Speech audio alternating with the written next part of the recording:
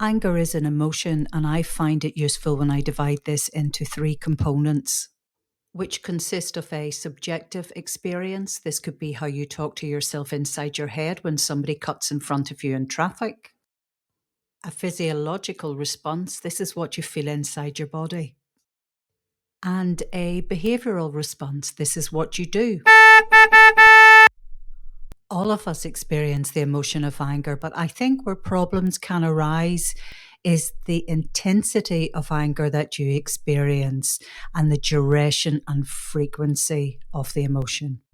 If you have enrolled in this course, I'm guessing that you are experiencing difficulties with the intensity, duration, and frequency of your own anger. Like most people want to just jump straight in to find out what they need to do to fix the problem, but you need to have a good understanding of the emotion first. Think of it like a car. If your car breaks down and you don't have a firm understanding of the mechanics of your engine, you're not going to be able to fix it. It's the same with anger. You have to understand the mechanics of the emotion. As I mentioned at the start of this video, the emotion of anger is made up of a subjective experience, a physiological response, and a behavioral response.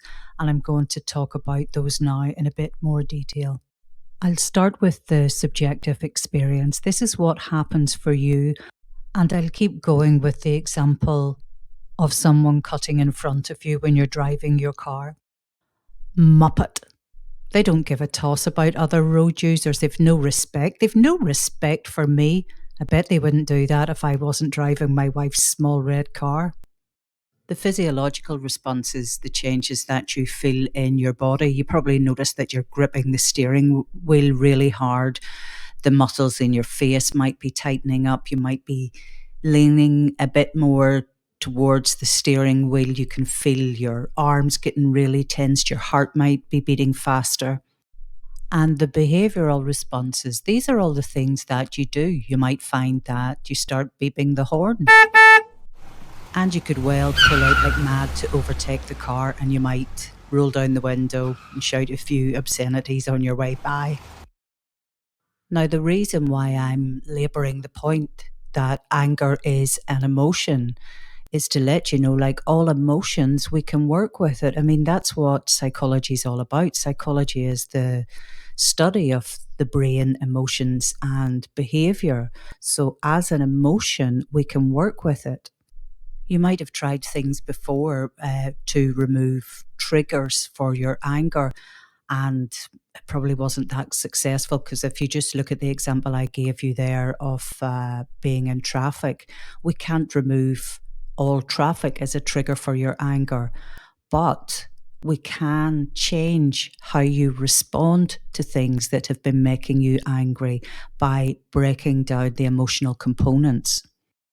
And that's what this course is about, breaking down the emotion of anger and giving you skills to stop your anger from escalating. I've based this course on all the things that would happen if you were receiving individual therapy with me. And like therapy, I'll be asking you to do things and take the time suggested and take your time through the course. I think with courses like this, where you can access all the material, there's a temptation to skip ahead, but please don't.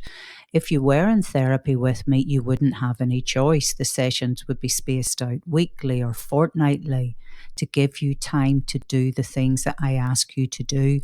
So when I make a suggestion in the course, take a week, take a fortnight to do something, please take the time suggested to give you the best chance you have to getting a handle on the emotion of anger. Because remember, it is just an emotion. And just like regular therapy with me, throughout the course, I'll be showing you how to regulate that emotion so that it doesn't impact on your life in a negative way. So when you're ready, just take your time and go through the course.